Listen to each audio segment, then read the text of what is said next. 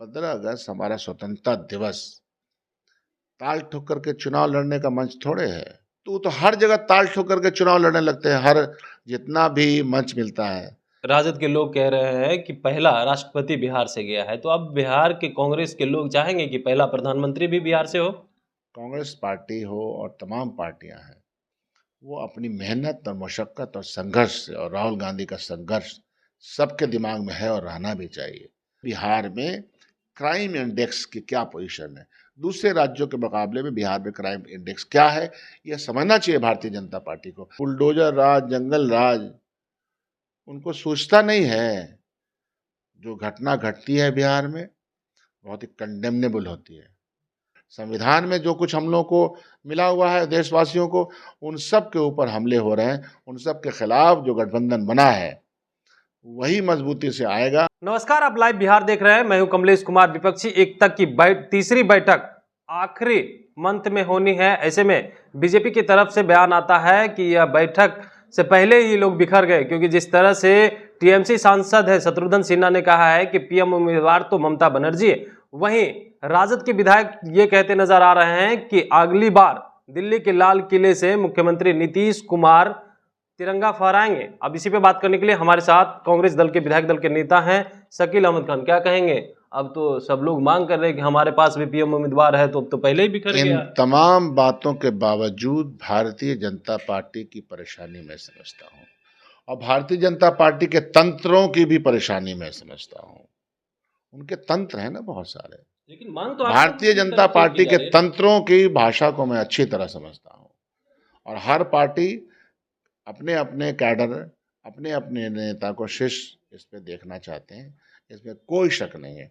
बहुत ही चट्टानी एकता के साथ हम सब लोग का महागठबंधन चल रहा है, चलेगा।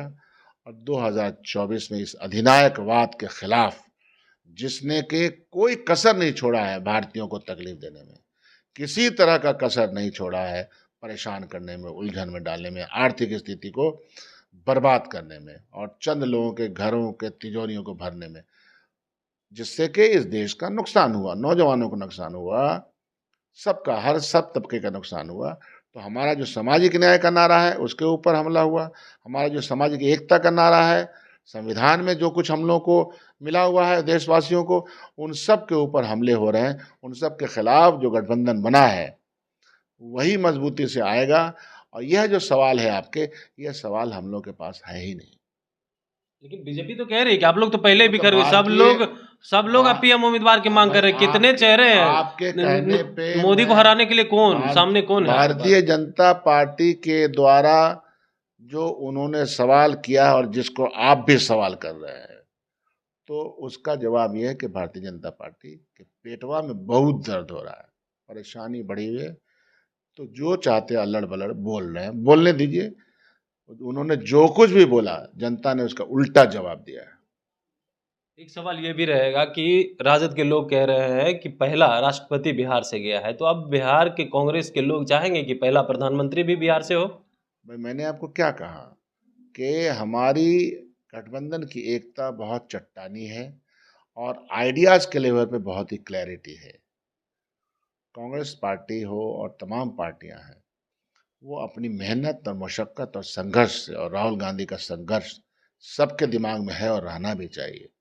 इन तमाम संघर्षों की बुनियाद पे ही यह जो अधिनायकवाद है इस देश में, लोकशाही को खत्म कर राजतंत्र की तरफ बढ़ने की जो प्रक्रिया चल रही है, उसके खिलाफ सब एक है। तो इसकी फिक्र न करें भाजपा के लोग।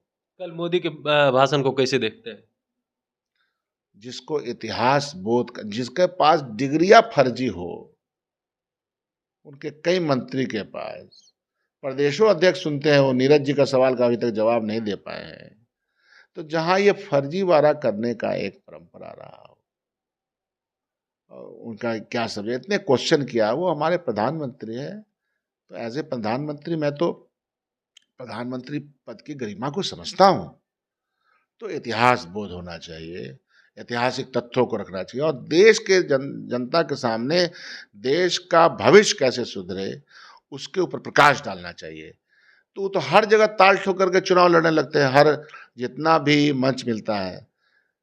तो 15 अगस्त हमारा स्वतंत्रता दिवस ताल ठोक करके चुनाव लड़ने का मंच थोड़े है। यह मंच है देश की को आज़ाद दिलाने में जिन हमारे पुरखों ने जो जान की कुर्बानी, माल की कुर्बानी और दौलत लुटाने की कुर्बानी जो दी है, जवाहरलाल नेहरू और गांधी और सुभाष चंद्र बोस और फांसी के फंदे को चूमा अशफाक उल्लाह और भगत सिंह ने, और अन्य अन्य हजारों नाम, इतने इम्पोर्टेंट नाम हैं, इन सब के बलिदान को याद करते हुए जो देश हमारे सामने रखा है, बाबू राजेंद्र प्रसाद बिहार के एक से एक लोग, कुंवर सिंह ने जिस तरह की लड़ाई 1857 अंग्रेजों के खिलाफ लड़ी, इन सब को याद करने का समय है। तो ये सब याद नहीं करके इतिहास बोध का ज्ञान दे रहे हैं और देश को दिशाहीन करने का प्रयास कर रहे हैं, ऐसे तो होगा नहीं। क्या लग रहा है 24 में एनडीए आएगी कि नहीं?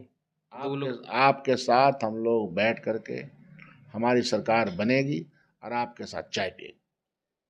सवाल एक आखिरी रहेगा, कल जिस तरह से एसएचओ की गोली मारकर अपराधी हत्या कर दी जाती है, तो बीजेपी के लोग कह रहे हैं कि महागठबंधन सरकार जब से आई है तब से लगातार हत्याएं, मर्डर हो रही है, बिहार में जंगल राज की वापसी हो गई है।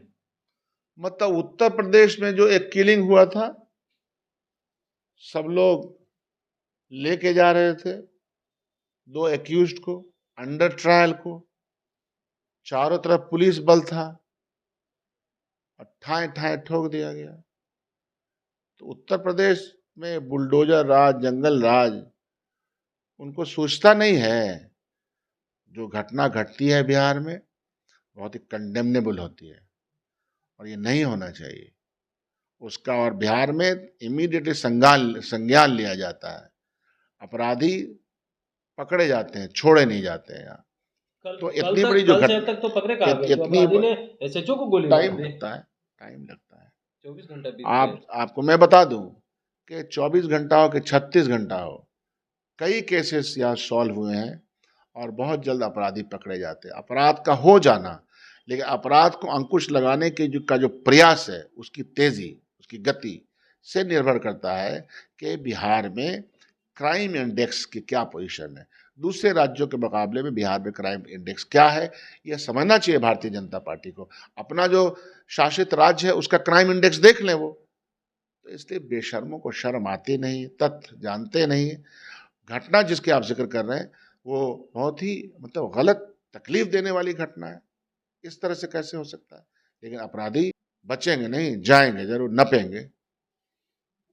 तो अब सुन रहे थे, हमारे साथ थे कांग्रेस विधायक दल के नेता शकील अहमद खान, जिन्होंने तमाम सवाल का जवाब दिया। साथ ही साथ कल जिस तरह से एसएचओ को गोली मार के अपराधियों के द्वारा हत्या कर दी जाती है, तो इसको लेकर के भी इन्होंने कहा है कि यूपी में क्या 2 अपराधी को जब ले जाया जा रहा था पुलिस कस्टडी में तो गोली मार दी जाती है, तो वहाँ जंगल राज नहीं है। लेकिन बिहार में इसी तरह की घटना घटती है तो बीजेपी वाले चिल्लाने लगते हैं। तो अभी तक के लिए इतना ही, और भी अपडेट्स के लिए बने रहे लाइव बिहार के साथ। लाइव बिहार यूट्यूब पर सब्सक्राइब और फेसबुक पर लाइक जरूर करें।